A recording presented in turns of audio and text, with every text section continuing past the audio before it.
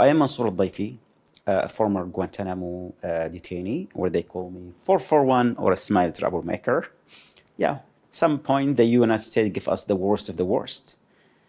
I was kidnapped, sold to the CIA. I was imprisoned or detained in the CIA black site for months, then transferred to Guantanamo, where I spent around 15 years without trial, without charges. Of course, Guantanamo, it is one of the biggest cases in the 21st century. Guantanamo was created outside of the law, outside of our humanity, outside of the justice system. Guantanamo was a product of what's called a global war and terror. It is the century lies. And if we ask self, what really means a global war and terror?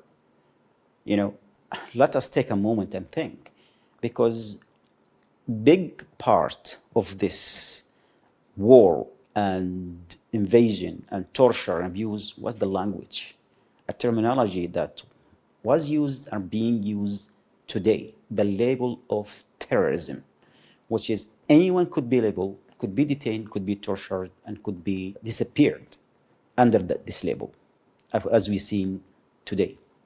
I was only 18 years old, and the way I was sold to the CIA, they said this guy is Al-Qaeda commander. During the interrogation in the CIA black site, they accused me of being Al-Qaeda Egyptian who works for Al-Qaeda, who's military training, money laundering. They were asking about nuclear bombs, uranium, dirty bombs, and so on.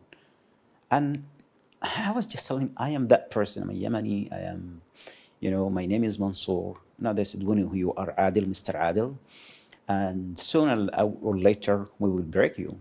So under the torture, yes, I said I'm the Egyptian guy.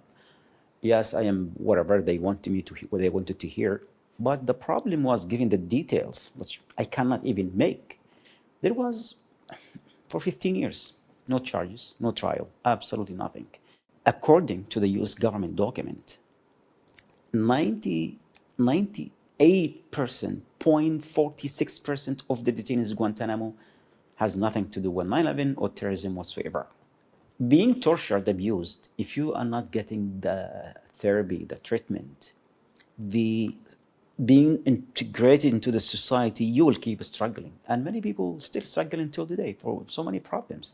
Not everyone is strong enough to I have my own issues to deal with, but I'm trying, to do my best. Let me ask you guys, what is the definition of terrorism? Do you know that? Until today, there is no unified definition for terrorism. You could define the terrorism, any country, any institution could define the terrorism the way they want. It's a game. And even in the United Nations, with the counterterrorism club, if any country wants to be part of that club, they must have this kind of program to counter terrorism, self-definition, what terrorism, what like, and so on. So, am I a terrorist? United States said so. I was the worst of the worst. United States government kidnapped, tortured, legalized the torture, drone attacks, and so on. And they don't consider themselves a terrorist. They have killed millions. They invaded Iraq, Afghanistan. They have killed millions of people. They don't call themselves terrorists. Terrorist is a label to justify these violations and actions.